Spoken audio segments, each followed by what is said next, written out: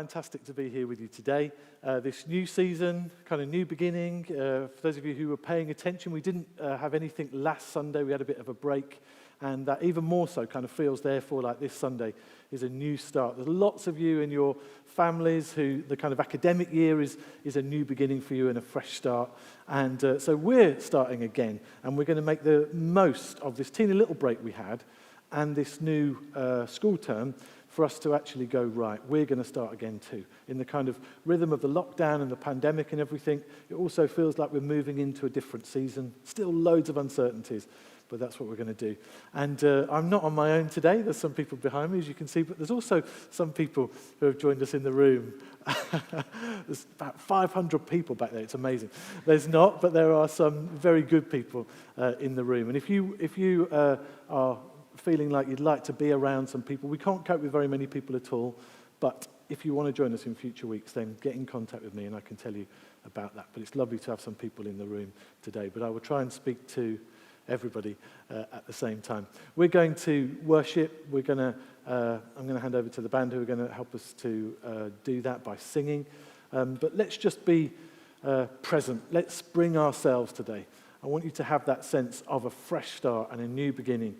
And that might not need to be a massive fresh start. It might just be like this morning already something's gone wrong. Already you feel a bit knocked or a bit tired, or you've had an argument with someone already, or argument with yourself.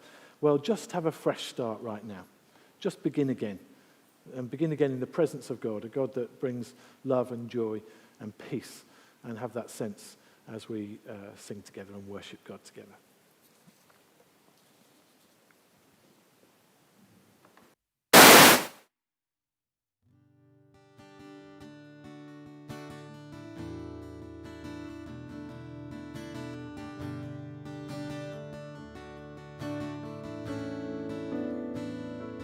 Bless the Lord, oh my soul, and worship His holy name, and sing like never before. Oh my soul, I'll worship Your holy name.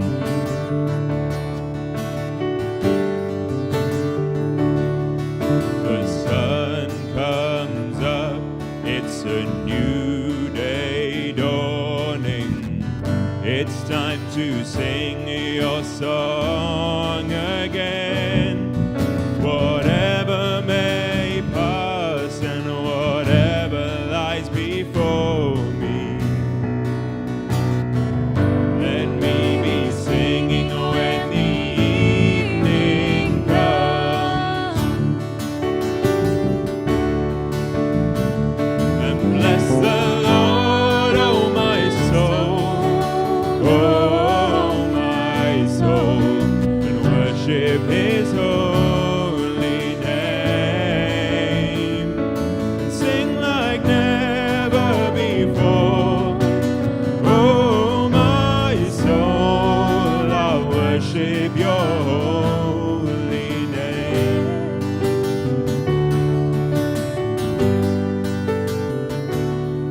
And You're rich in love, and You're slow to anger.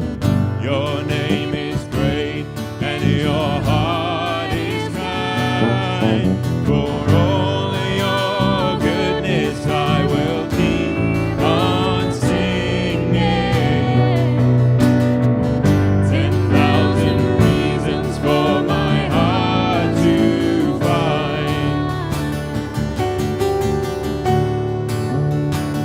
And bless the Lord, oh my soul, worship His holy name, and sing like never before. Oh my soul, I'll worship Your holy name.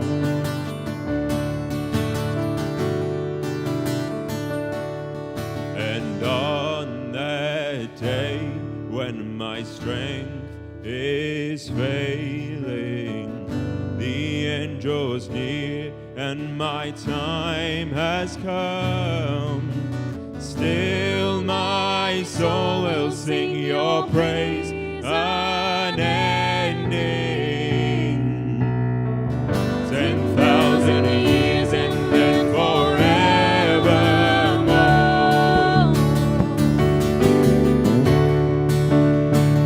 And bless the Lord, oh my soul, worship His holy name, and sing like never before.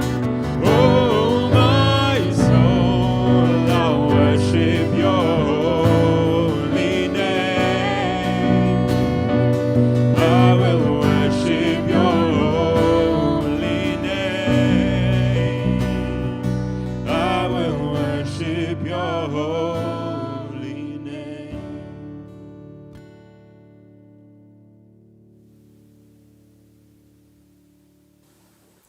Hello, I'm Mark. I teach French, Spanish and English and in a secondary school in Brighton. And today was first sort of proper day back. We just had year 7 in today. Everyone back in on Monday. Bit crazy teaching for the first time since March, but it's been good and I'm really excited actually to be back. Although obviously a little bit nervous and lots of stuff to get used to, particularly having to sort of move around the school now to find my classes rather than staying in one place. So step count's going to be high, but also levels of exhaustion, I imagine, will be high too, but we'll see how we go on. But yeah, looking forward to the new term. And one more. Hello, my name is Marla, and I'm going in with Hepburn.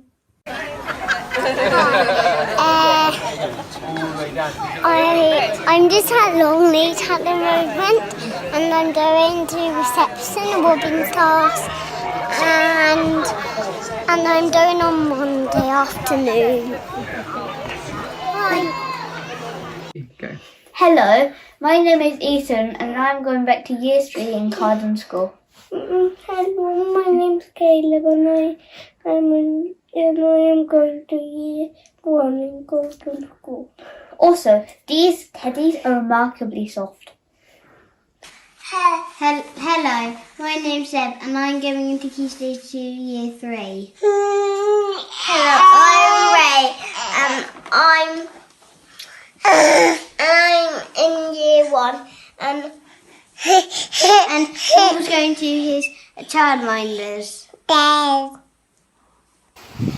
We're going back to school, and I'm looking forward to seeing my friends and my teacher. I'm going back to school at the same school as Ada at Blackthorns, and I'm looking forward to see my friends and my teacher too. Which year are you going into, girls? Year 5. Year 1. Year 1. Year 1. Hi, it's Avril here. Just coming towards the end of my second week as what we call head of school here at Vardine College. I'm now responsible for subjects from humanities, social sciences and languages. Just ask for your prayers as I get used to this new role here in my office with Jeb Bartlett from the West Wing behind me. Thanks. My name's Willa, and I'm going into year 1 of St. Bernadette's.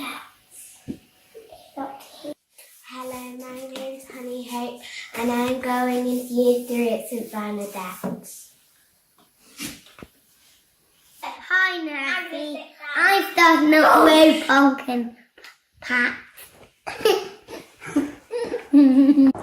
Hi, Primrose. So, do you want to tell me what year you're about to go into and whose class? I'm going into year 3, Foxes, at Hamsey School. Oh, great. And Frank doesn't want to say, does he? But what class is he going into? He's going into reception at Hamsey School too. Oh, brilliant. There he is.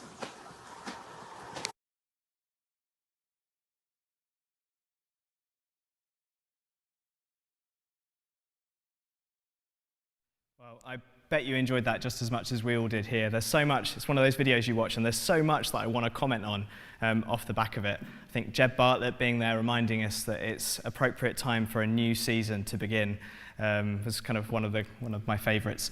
We're going to hear now from someone else who's also entering into a bit of a new time and a new season. In the past, when people have kind of gone off to uni and things like that, we want to really celebrate those transitions. We want to celebrate kind of key transitions in people's lives. And so we're going to hear from Jake Steele right now, who's just about to head off to London to begin something a bit new. And then a little later on, we'll get to pray for him as well. So this is Jake telling us a little bit about what he's up to next. Hey One Church, Jake here. People have been asking me what I'm going to be doing next year, so I thought I'd send you all a little video just to update everyone on what I'm going to be doing. So next year, or next week, I'm going to be starting a degree in theology and youth ministry up in St Mellitus College in London. So the majority of that course I'll actually be on placement, so I'll be doing 3 days a week in a church called St Paul's in Hounslow near Heathrow, and then 1 day a week I will be doing a study day in the college itself. So sadly I'm not going to be getting to do face-to-face stuff until hopefully January, but we'll see how that goes. Until then it'll just be all stuff on Zoom, which is a bit of a pain, but better than nothing. With the church I'm going to be getting to help out with all the youth stuff. So they run Sunday nights, they do Friday nights, and they do various other stuff during the week, as well as obviously Sunday services. So yeah, I'm going to be having out with all of that stuff, and then anything else they do, like youth weekends away, festivals, anything like that. And yeah, I just really like, if you want to pray for me, that'd be really helpful. Just the people that I'm going to be living with, I'm actually moving there on Sunday evening, and just pray that I get to know those people. I haven't met them at all, apart from emails to them. Just pray that I get to know them and settle in quite well.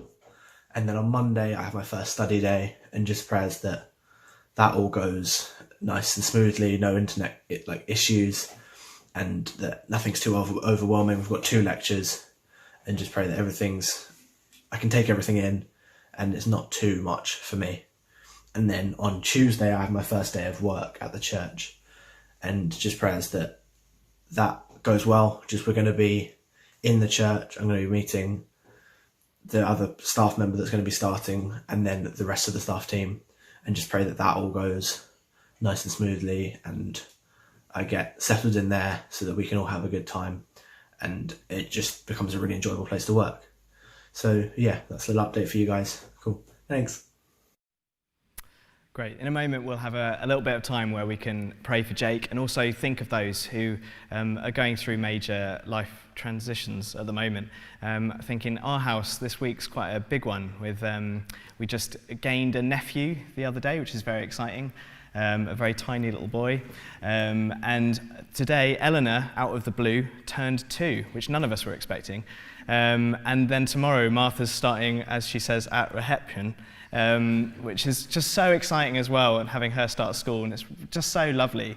But probably for all of us, like Dave was saying earlier, this time is to some degree a new season. There's new stuff happening, things are picking up that haven't been going for months. For some of you, it's that your kids are going to school, and that's your big new season, because you're actually going to have a few hours by yourself every now and then in the week, which might just feel like a terrifying novelty at this stage. But for all of us, we can look at this time like a new beginning.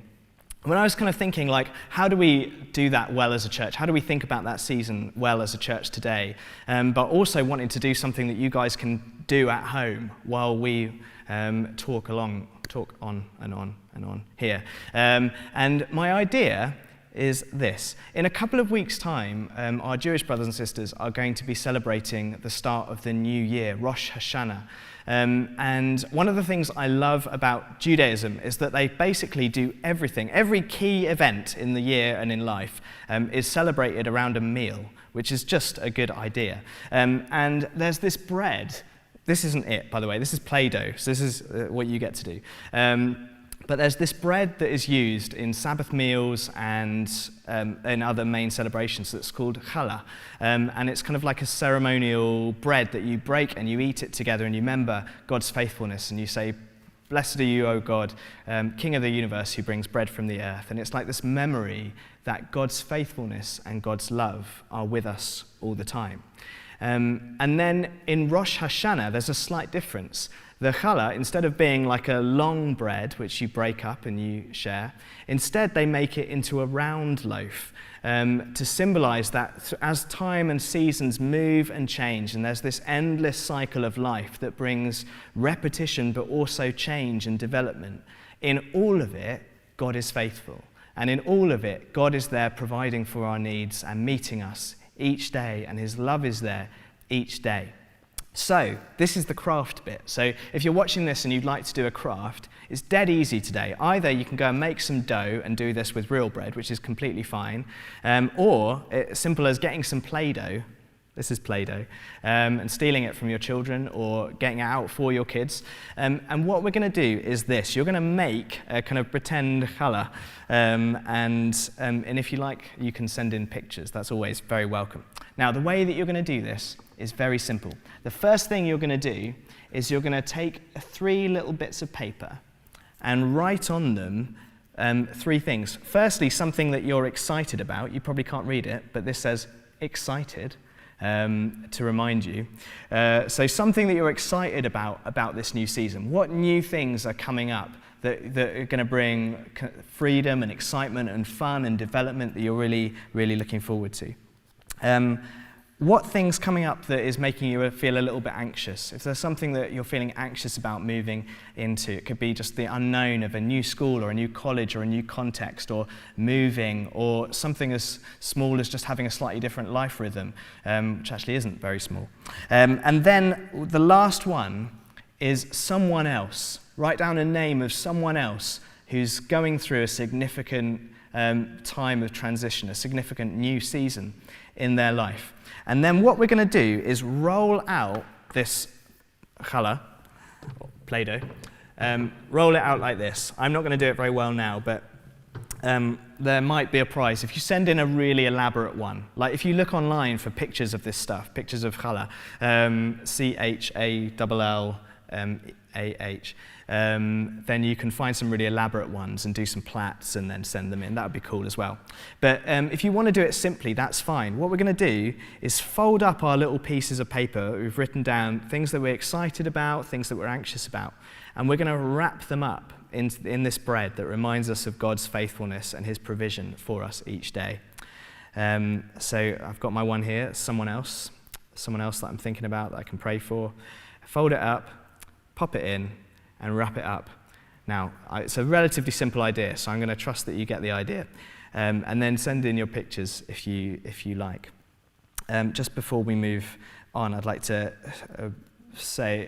read a blessing that they say when they eat this bread. And it's this, and I've got the slide here. Is that okay? It says, "Blessed are you." I love this little prayer. "Blessed are you, Lord our God, King of the universe," which is basically how every blessing begins, seemingly, in the Jewish tradition, "who has kept us alive and sustained us and brought us to this season." I love that picture. I love that concept. Blessed are you, Lord our God, King of the universe, who kept us alive. Some of you will be able to relate very strongly to that as you think back over the last 5 or 6 months. And what things have been like and the struggles that you faced, and sustained us and brought us to this season. And there's the sense that God has brought us here. God has brought us to this new day. God has brought us to this new time. And his faithfulness and his love goes with us and will be with us. So does that make sense? Yes, it does. So you get to go ahead and do that. In a moment, Dave's going to read us a liturgy that speaks a lot to this stuff, and thinks it's framed around the idea of it's a new day. And it's written, I think, just to say in the morning each day. Kath gave me a little book with all these prayers in the other week, and this is the first one. It took us about 10 minutes to read it the first time we tried at home because the girls were there as well. But it's not that long, really. And it's just a way of saying it's a new day, it's a new time, and here's the way that we can come into that time with expectation and with hope. But just before Dave comes and reads that, why don't we just take a moment of being quiet? And maybe it's a quiet that you can use to write down these things, something you feel anxious about, something you're excited about, and someone you want to be thinking of and praying for in this time. Or it could be a time to think, actually, I want to use this time to pray for Jake. I want to use this time to pray for him and his new transition. Or I want to use this time to pray for that kid I know who's starting in school for the first time, or going to college, or going into a new job, or going back to the office and actually they're really nervous about it, or whatever it is. But just let's take a minute or two of being quiet and thinking and praying for those we love.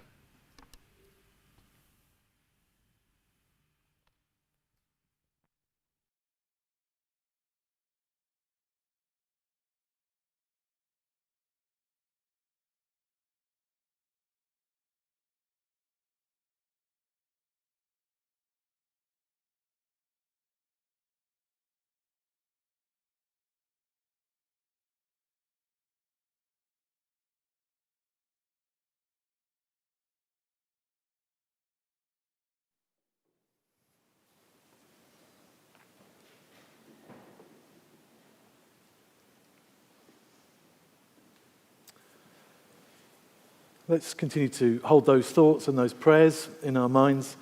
But we're going to pray this prayer. And what Sam maybe he doesn't know, this is the same prayer that we use at Bunkton. So every morning, the hosts at Bunkton and the guests, those who want to join, will go over to a little chapel that we've created and pray this prayer together. So it's part of a community in Northern Ireland called the Corrymeela community. They've written it, and we're nicking it. And it's going to be part of the Bunkton community, and it says some profound things as we begin our day and as we think about this kind of, as Sam said, about fresh start. So let's pray this together. Let's say it together in green. We all join in, and I'll say the bits in white. We begin our day alone, honouring this life with all its potentials and possibilities. We begin our day with trust, knowing we are created for loving encounter. We begin our day with hope, knowing the day can hold love, kindness, forgiveness, and justice. We recall our day yesterday. May we learn, may we love, may we live on. We make room for the unexpected. May we find wisdom and life in the unexpected.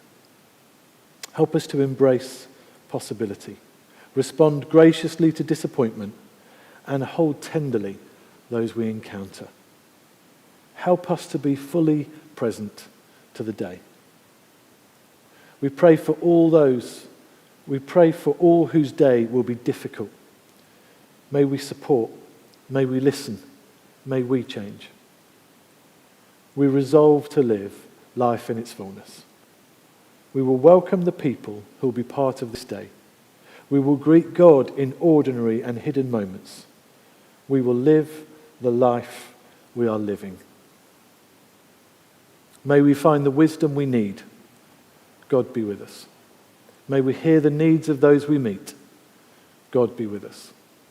May we love the life that we are given. God be with us.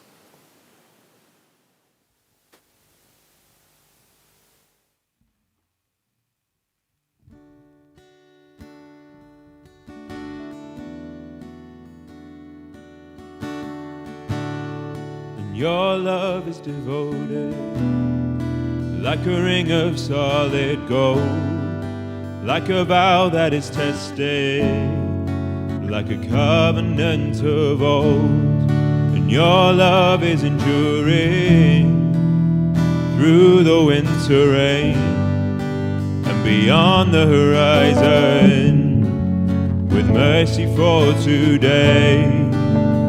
Faithful you have been, and faithful you will be, and you pledge yourself to me, and that's why I sing. Your praise will ever be on my lips, ever be on my lips. Your praise will ever be on my lips, ever be on my lips. Your praise will ever be on my lips, ever be on my lips. Your praise will ever be on my lips, ever be on my lips. And you father the orphan, your kindness makes us whole. shoulder our weakness, and your strength becomes our own. And you're making me like you, clothing me in white, bringing beauty from ashes. And you will have your bride, and free of all her guilt, and rid of all her shame, and known by her true name. And that's why I sing your praise will ever be on my lips, ever be on my lips. Your praise will ever be on my lips, ever be on my lips. Your praise will ever be on my lips, ever be on my lips. Your praise will ever be on my lips, ever be on my lips. And you will be praised, you will be praised, with angels and saints we sing worthy are you, Lord. You will be praised, you will be praised, with angels and saints we sing worthy are you, Lord. You will be praised, you will be praised, with angels and saints we sing worthy are you, Lord. You will be praised, you will be praised, with angels and saints we sing worthy are you, Lord. And that's why I sing your praise will ever be on my lips, ever be on my lips. Your praise will ever be on my lips, ever be on my lips. Your praise will ever be on my lips, ever be on my lips. Your praise will ever be on my lips, ever be on my lips.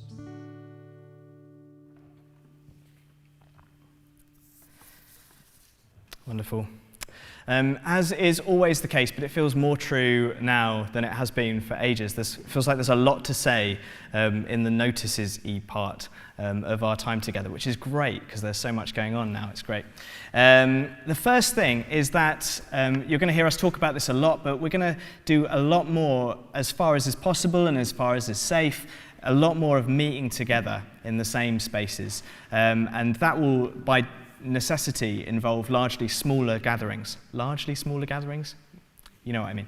And kind of one of the first of those is that this evening our contemplative prayer and meditation and kind of come and chill out and be with God for a bit of time, be still and know, is happening in this room in Florence Road.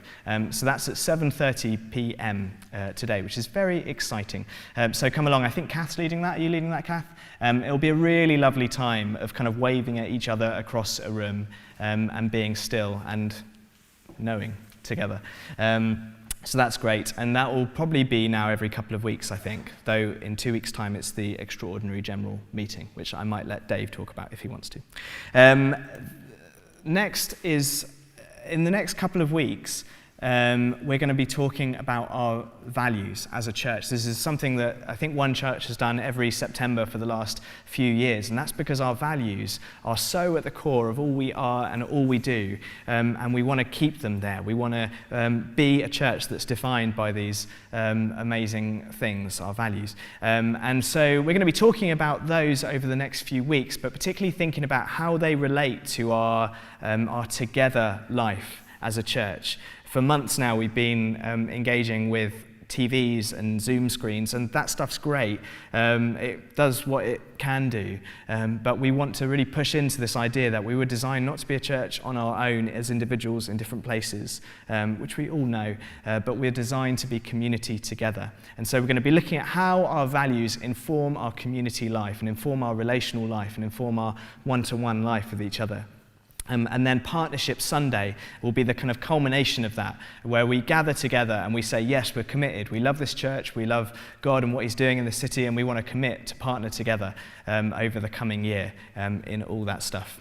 So that's coming up on Sunday, the 4th of October. We don't quite have a plan of how it's going to look yet, what it's going to be like, but stay tuned, put the date in your diary, and keep it as free as you can. And the next thing is, for some of you, you'll be moving up from year 6 to year 7, or you are a young person in secondary school. And I kind of wanted to broadcast this as widely as possible, because it can be hard to communicate with each other. So next Sunday afternoon, we're going to do just a time at the beach, where year 7s can come and everyone else can come, and I want as many young people to come as possible, where we just welcome the new folk into our group, and we love them, and we'll do some stuff, maybe some things with stones or something, or paddle or something like that, I don't know. But it'll be a really great time of fellowship and starting the year with a bit of kind of together time there as well. So if you're in secondary school and you'd love to be there, maybe you've just joined year 7, or maybe you're in secondary school but you've never kind of really been a part of one church youth, or it's been a little while, please, love to see you there. It'll be a lovely time of being community together. So that's at Volks Railway next Sunday, 2 till 4 p.m. So don't miss out. Be there. Now, unless Dave has anything to add to that list of notices, I'm sure it will come up later, because we're talking about these values, we're talking about the direction of the church. Things that are going on will come up, I'm sure, in what Dave says a bit later. But what we're going to do now is have our reading, and then Dave will share with us this morning. So that's great. Sin. As the Father has loved me, so I have loved you. Abide in my love. If you keep my commandments, you will abide in my love, just as I have kept my Father's commandment and abide in his love.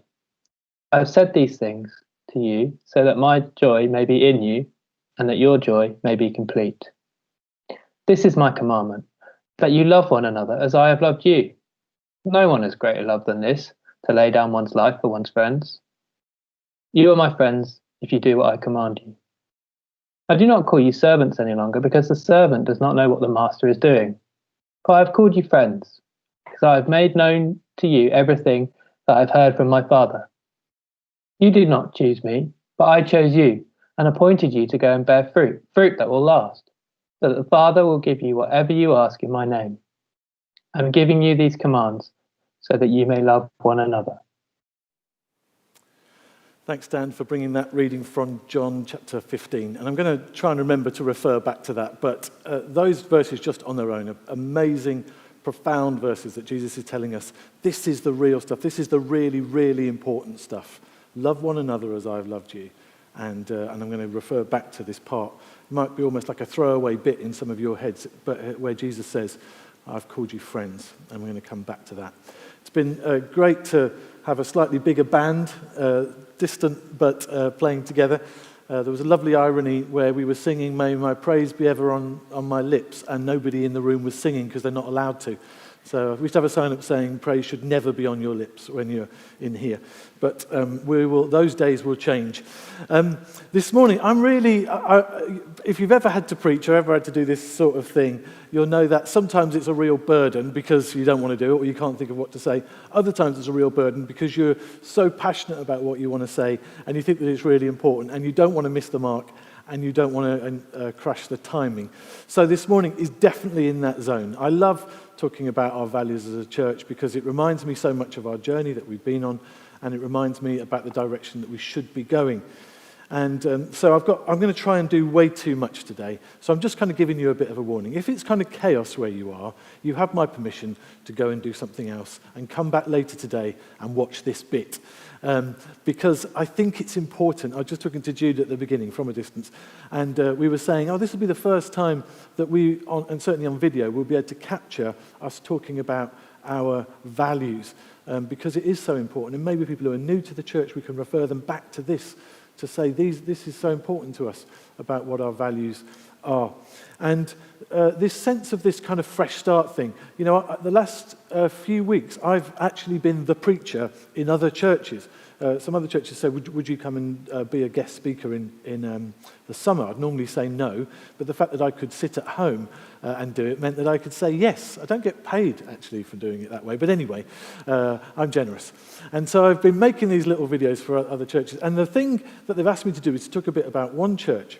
And the bit that I always say, and I can often forget myself, is that one of the biggest reasons for one church, I think, flourishing and thriving and having impact in the city and being the kind of joyous community that it is that we had a fresh start. It can be really easy to forget that. And if you're new to the church, you might not even know that. But 10 years ago this coming Easter, we had a fresh start. We got a chance to start again. There were these two churches with great heritage in Gloucester Place Baptist Church and Florence Road Baptist Church, but they were both in decline and both struggling. And we came together with this sense of, let's stop being those things. It's quite painful, but it was only painful for a moment because there was this sense of almost like a resurrection that says, let's start again. And when you believe that you've got a fresh start, and when you believe that each moment is a new beginning, it's incredible what you can do. I think dragging some of the baggage and the hurt and the disappointment from those previous churches might just have buried us. But actually, the feeling of, do you know what? We can begin again. We can realign with what we feel like our vision is and what we want to do.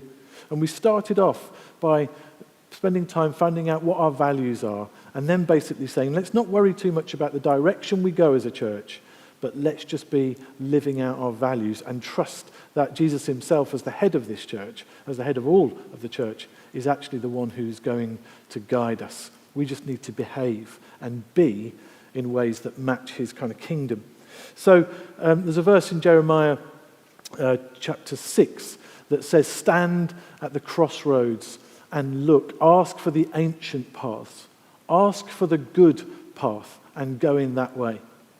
And in fact, what happens next in Jeremiah is it says that the people refuse to do that. And I wonder if there's any sense that we've refused to do that, of asking what is the ancient path. So I think that's quite an interesting phrase. Not what is the new path, but what's the ancient path? What is the path that we should have been in all along? And I think there's probably lots of you at the moment who feel like you're at a bit of a crossroads in your life. And I think we're at a bit of a crossroads as a church because we've just had this lockdown. We've had this pandemic stuff going on. We're in a new academic year. We are standing at something of a crossroads.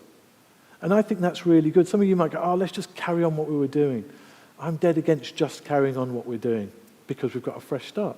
So we should ask ourselves, what's the right path? And how do we stay on it if we were on it ever? And let's not kid ourselves. If we were on the wrong path, let's get on the right one.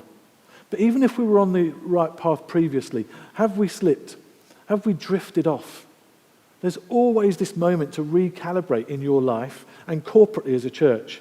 And I love our church, but I don't doubt that we're not right in the center of the path that even we would dream of being on, let alone the one that God says this is the very best path for you to follow.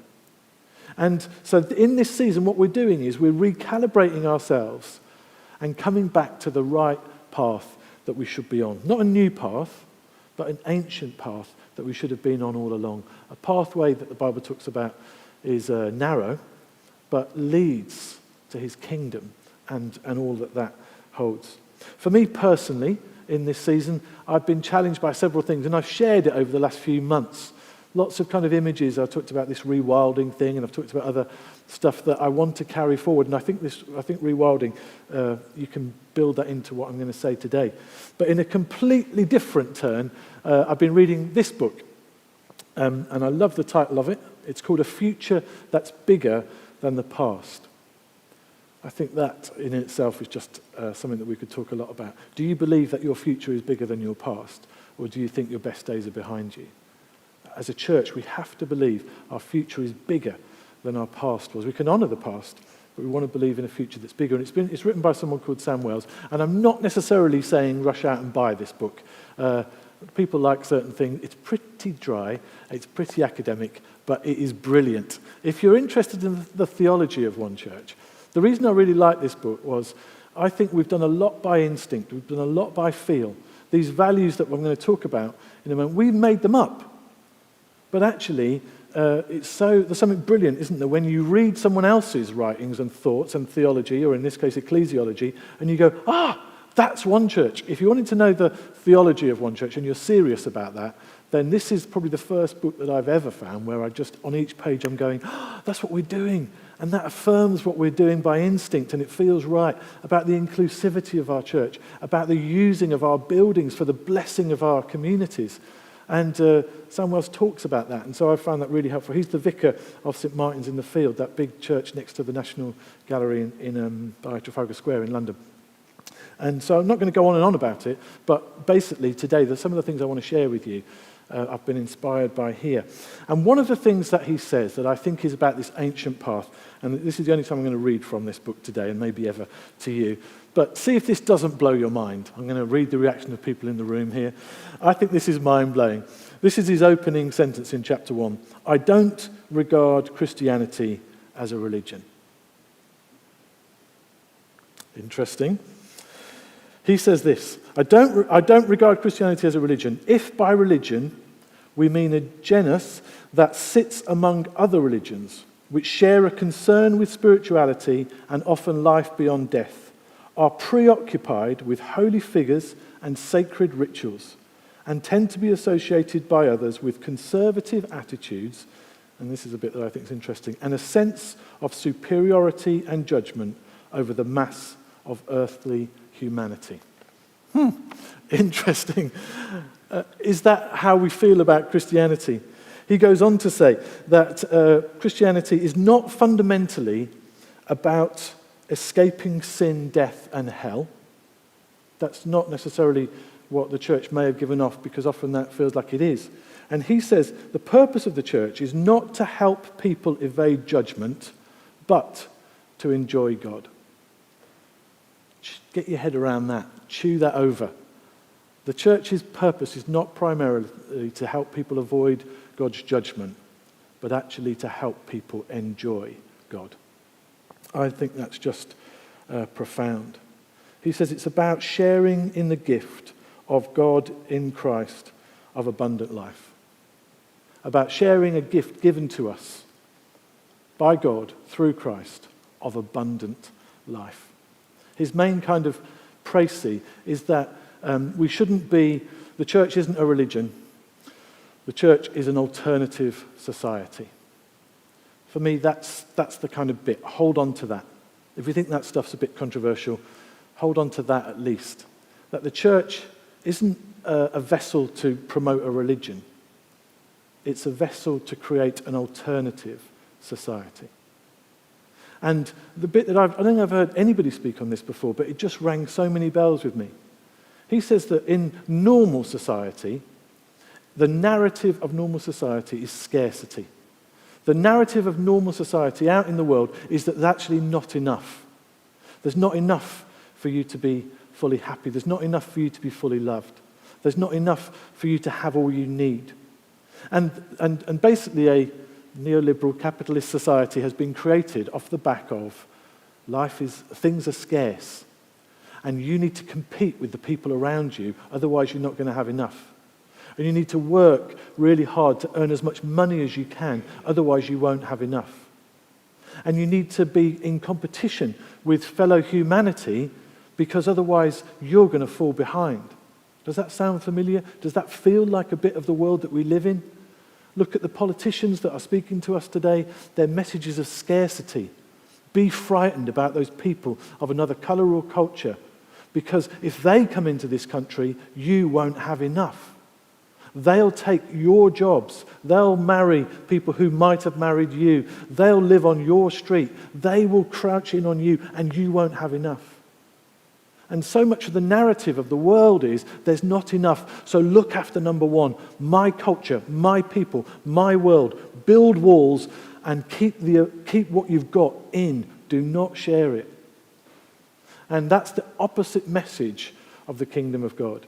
The message of the kingdom of God is of abundance. The message of the world around us is of scarcity. And I would love to talk more about this because I think it's really a genuinely mind-blowing thing. I stand here in this beautiful building in the middle of our city. We've got another fantastic building in Gloucester Place in the middle of the city. They are images of abundance. All these other public spaces, whether they're pubs or whatever, they're cramped coffee shops and everything else. Even when this was built, it was supposed to reflect the abundance of God. Look at the size of this place, the roominess of it. We're screaming to the world, there is space for you and there is abundance. And that's supposed to be our message. Not that we're trying to keep the Christian religion going, but we're setting up alternative society that says, come in and you're going to find a different abundance, where people's grace and kindness and peace and joy knows no limit. And if you sort of think that he's talking about what's this thing called the prosperity gospel, which is a terrible heresy, which is that if you follow and trust Jesus enough, you'll have all the wealth you need and you'll have all the health that you need. You'll never be ill again and you'll never be poor. That's heresy and nonsense. That's not the abundance that Sam Wells is talking about. It's not the abundance that One Church stands for. The abundance he's talking about is stuff that's much better than health and wealth. It's love and it's joy and it's peace. An abundance of love and joy and peace. Because we've found the source of that, the God who loves us with this great overflowing abundance. And when you can live in that, it means that you can express that kind of abundance to other people. What's that got to do with One Church? What's it got to do with our values? Well, for me, as the pastor of this church, my pulse starts to go up when I think about, I'm not the minister of religion. That's what I put down on my insurance forms, but I'm not a minister of religion. I'm trying to help curate a community of abundance, create an alternative society, and create what Sam Wells calls a kingdom community, where people find welcome and breadth and openness and kindness and abundance, where people come to gigs in this space because anything that's creative and beautiful and brilliant comes from God, the book of James tells us. And when people come into our spaces and they dance in their ceilis and they come to barista training or they come and they pack boxes to take to other people, all of that is a picture of abundance of love and joy and peace. You know, we've got a camper van, and I know very few people in Brighton do, but we have a camper van. And it's a great little van, but it's got this thing called a leisure battery. There's several people going, oh yes, I know what a leisure battery is. And so it's got a battery that runs the actual vehicle, and then it's got this leisure battery that gets charged as you drive around the place, so that when you stop, your fridge and your lights and stuff can work if you want to camp. And so when Becky and I go out, I know that it's charging this leisure battery, that actually as you drive around, the fridge is on and the lights are on, and then when you stop, for about 24 hours, there's enough energy in that thing to keep the fridge on and to keep the lights on. And if Becky and I go away for longer than that, though, there becomes a problem because there isn't enough energy anymore just for the two of us. It's certainly not energy to invite other people over to have a sort of more expansive experience than just 24 hours. But there is a lead that we've got that plugs into the back of the van, and if you can find a socket somewhere, you can plug that in, and suddenly you're not limited by time at all. There is this kind of whole ability to tap in. The fridge can be on all of the time, the lights can be on all of the time.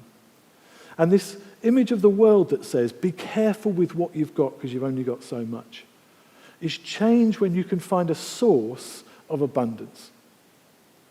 And within our values, I think, what we're talking about is tapping into abundance and living out all of these things abundantly.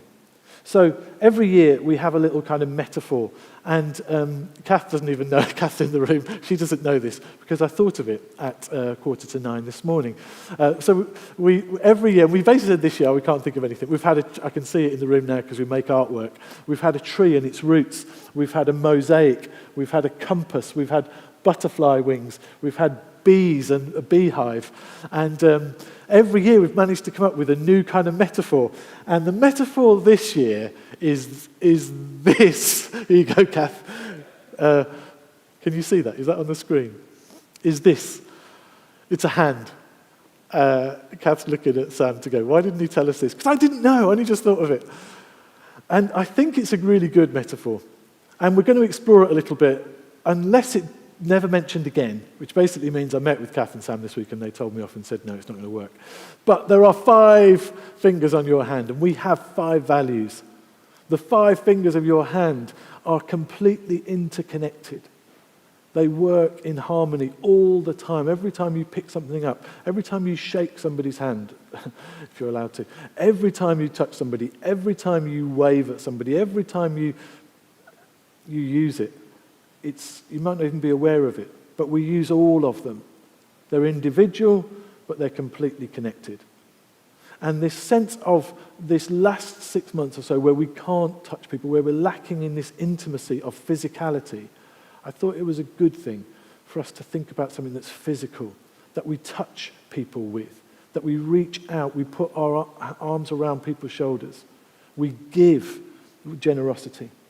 So if you don't know, in fact, Barbara's in the room and she always remembers this, she's my go-to person, but these are our 5 values, and I'm just really going to quickly put them up here and then just refer to one of them.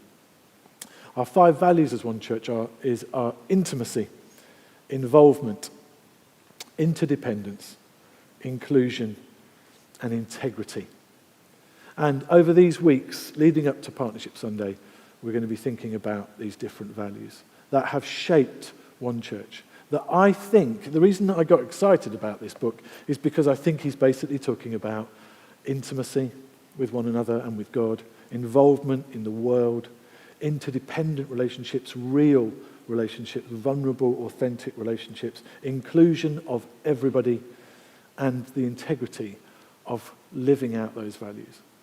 And so here's a much deeper, broader theological look at that, but all of it is contained within our values. And today, I'm going to just have to rattle through this quickly, but I'm thinking about intimacy. And the difference this year from other years is we're going to think about all of our 5 values with the undercurrent or the background, if you like, of relationships.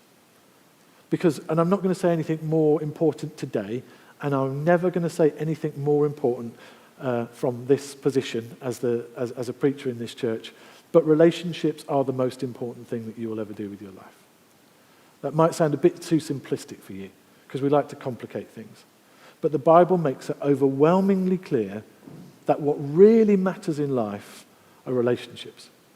And yet, how much of this last week did you give intentionally to building relationships, to loving people, to forgiving people, to being close to people, to reaching out to people, to communicating to people? If you're anything like me, I spent more of my thought life thinking about stuff I'm buying or watching than about the people around me. And yet we know it's true. The tragedy of lockdown and the thing that's hurting people's mental health and everything else is when you keep people alone and isolated, we don't function very well. We flourish in relationship with other people. And our first value is about intimacy. And we've often talked about intimacy with God as our opening kind of statement. And I kind of regret that. I think what we're trying to say is that we are a church. We're about God. So that's why we should really stress it at the beginning. But I think we've made a bad theological faux pas if we think that loving God and loving people are 2 distinctly different things. That intimacy with God is more important than intimacy with people. I just disagree with that, because the Bible itself, Jesus himself, tells us that they're the same thing. Intimacy with God is shown by our intimacy with people.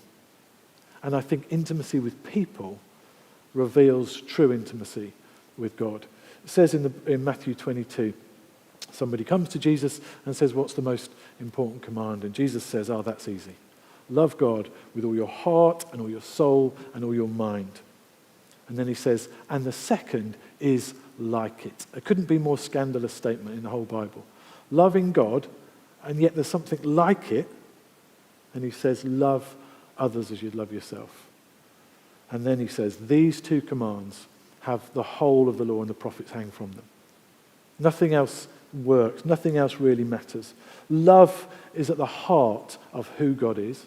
Love is at the heart of who we are as human beings. Love is all that matters. Love is all that remains. Loving relationships, not love in a kind of disconnected way, love that I can prove to you because I love people and I am loved by them, is what matters most in life.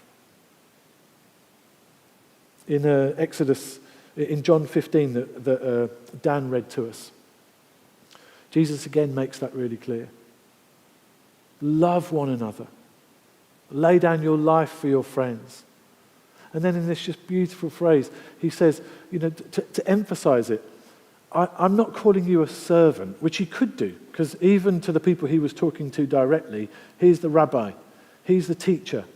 And he says, but I don't want to call you servants or slaves is the better translation. I'm going to call you friend. And if you're sort of struggling with the vacuousness of how are your relationships, how are you loving people, let me ask you a really blunt question. How are your friendships? How are your friendships? What intimacy do you have with other people? Particularly during this period where we haven't been able to see people so well. What are you going to do in this next season to deepen intimacy with your friends? Some of you might struggle with that. I don't know whether it's a myth or not, but there is some thing that people say, well, men struggle more to express intimacy towards other women, are better at it. I don't know whether that's true or not. But as followers of Christ, it doesn't matter whether you're male or female, you're called to go for intimate relationships in the same way that Christ's intimacy with his friends was just so profound and so close and so real. The moment where he gets down and takes their feet and washes them. He's expressing what God wants to do. In Exodus 33, there's a lovely line where it says that Moses would go into this tent and it says, he would speak to God face to face as a friend speaks to another friend. And we could go into this theologically because it's a lovely thought, but when Jesus dies on the cross, we're told about this temple curtain that's torn into the Holy of Holies. Moses went into the Holy of Holies and talked with God as one friend talks to another. And when the temple curtain tore, what it was this incredible image is that all of us suddenly get invited into the Holy of Holies to talk to God face to face as one friend to another. When the church has become known as predominantly about helping you avoid the wrath and the judgment of God, how does that ever connect with anybody's head that Jesus says, I've come and I want to call you friend? It's got to be one or the other. I'm sorry, but it just can't be both. Which one is it? The God who says, through Christ, I've come to call you friend. Or the God that we're frightened of. In Proverbs 18, it says, someone who has friends must be a friend. And then it says, a true friend sticks closer than a sibling. I won't embarrass her because she's here today, but my daughter, Rhea, is called Rhea because of that verse. Because it's a Hebrew word that means friend. And I was on the phone explaining it to somebody, I can't remember why, because we were planning a service together, I think, and Becky was pregnant at the time, and I said, the word for friend is Rhea. And as I said it, I thought that just sounds lovely. And as I put the phone down, there was this amazing moment where Becky said to me, what was that word you just said? And I thought, surely she's not thinking the same thing. And I said, it's Rhea. And she said, that would be a lovely name. And so Rhea was born, and she's born because friendship is so important. And Rhea being a good friend and loving people, there is nothing more important that she'll do with her. Oh, I'm sorry. Sorry, turn away. But being a good friend, there is nothing better. On your deathbed, people saying that you were my friend, is there a better phrase than that? That's what I want. I don't care whether people go, you were a great pastor of a church or good at your job or a fantastic footballer. I want people to say, you were a good friend, and I haven't always been the good friend that I should be. How can we be good friends? Because that's what we're called to do. And I'm going to finish there. I've got more to say, as you know. But friendship speaks of abundance. That image of plugging in the power so that there is enough power for you to do everything that you need to, as opposed to just a battery that's going to drain and you're no longer going to be able to do it. You know, if I can become a secure person who rests, and as that phrase, it says at home, I think, the version that was read to us, but in other versions it says to abide or to dwell in God's love, to be at home in God's love. If I can rest in God's love or to dwell in God's love, then it means that I can be generous. I can keep going outwards. I can keep inviting people. And the image of this church, one church, getting it right about intimacy with God and intimacy with others will just be all we ever need to do if we want to think about like these old-fashioned words like evangelism and mission. It's irrelevant. If we just become people who love and love and love, the ripples of that will grow our church community broad and deep across our church. I don't want to invite people to this church if they don't find love and real intimacy. If it's just about songs and sermons, forget it. What does it mean to invite people into real depth? And I'm going to finish by playing you a song. And it's a song that we've sung a couple of times over the years, funnily enough, in this church, or people have sung to us. Ian Fleming did a great version, and Alex Mabbs, I think he might have even done it on a little ukulele thing. Really nice little version of this song by Mike Scott, who some of you all know is the lead singer of the Waterboys, and I just love this song. It's kind of a bit hokey, but I love this song. It's called Bring 'Em All In, and he repeats that line a lot, but the line finishes with them, bring 'em all into my heart. I don't know what's the motivation behind Mike Scott writing this song, but I think it's more beautiful and prophetic than many of the songs we might ever sing in church. He has this line where he says, bring the unforgiven, bring the unredeemed, bring the lost, the nameless. Let them all be seen. Bring them all in. Bring people in. Because you don't have to be threatened by them. Because you've got more than you need. So bring them in, bring them in. He says there's a line that says, bring them out of purdah.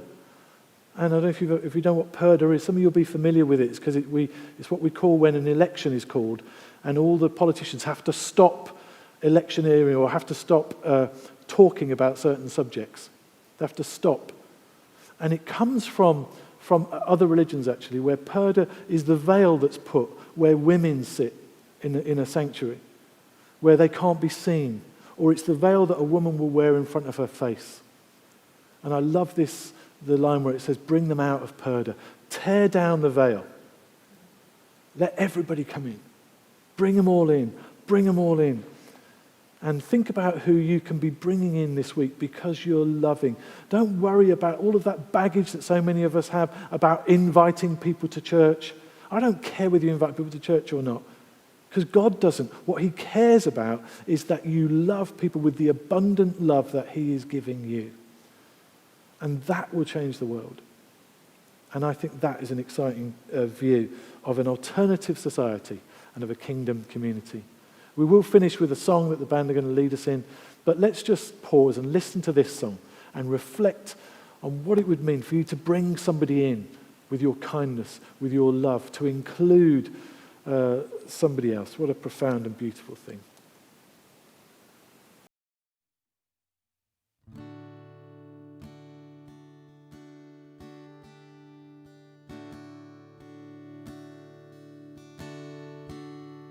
Hold me now in the hands that created the heavens. Find me now where the grace runs as deep as your scars. You pulled me from the clay and set me on a road. Called me by your name, made my heart whole again, lifted up, and my knees know it's all for your glory.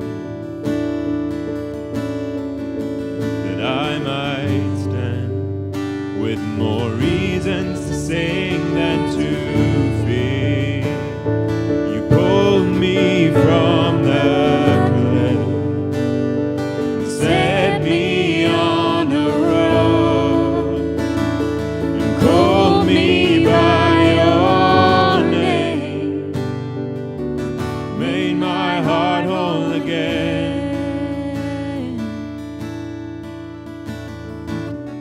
Here I stand, high in surrender. I need you now.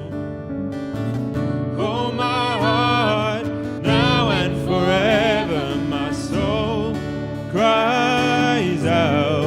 Once I was broken, but you loved my whole heart through. Sin has no hold on me, 'cause your grace holds me now. And that grace owns the ground where your grave is. All my shame remains left for dead in your way. You crashed those age-old gates, and you left no stone unturned. You stepped out of that grave, shouldered me all the way.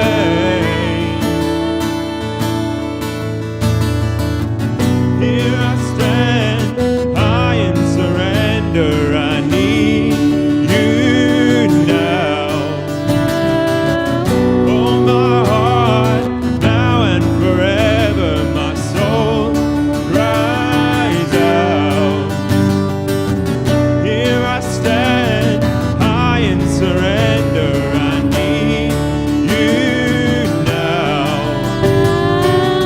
Hold my heart now and forever. My soul cries out. Once I was broken, but you loved my whole heart through. Sin has no hold on me, 'cause your grace holds me now.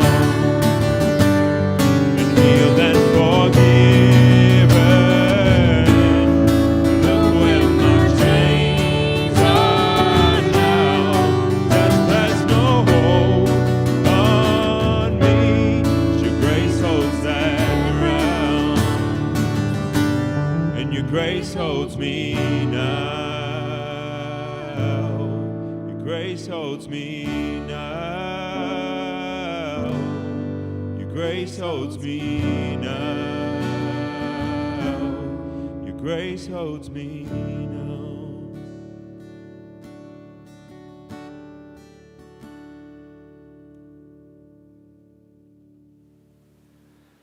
Thanks so much for joining us today. Thank you to the people who are in the room. It's particularly lovely to see you guys. We're going to finish by saying the words of the grace. And the phrase, be with us all. Let's just think about that phrase as we say this. I think the danger when we look at each other and the awkwardness when we're together as a church and we say this, and some people who've been around a church long enough know that you're supposed to look at each other, and it's really weird because everybody's looking and nobody's actually seeing each other. But there's something nice about doing it online, because we have that image of a broader kind of spectrum of people that we are saying this with. But let's even as we say this phrase, be with us all. That means the whole of humanity, I believe. In fact, the whole of creation, when we say about the grace of God. Let's say this together. May the grace of our Lord Jesus Christ and the love of God and the fellowship of the Holy Spirit be with us all evermore. Amen.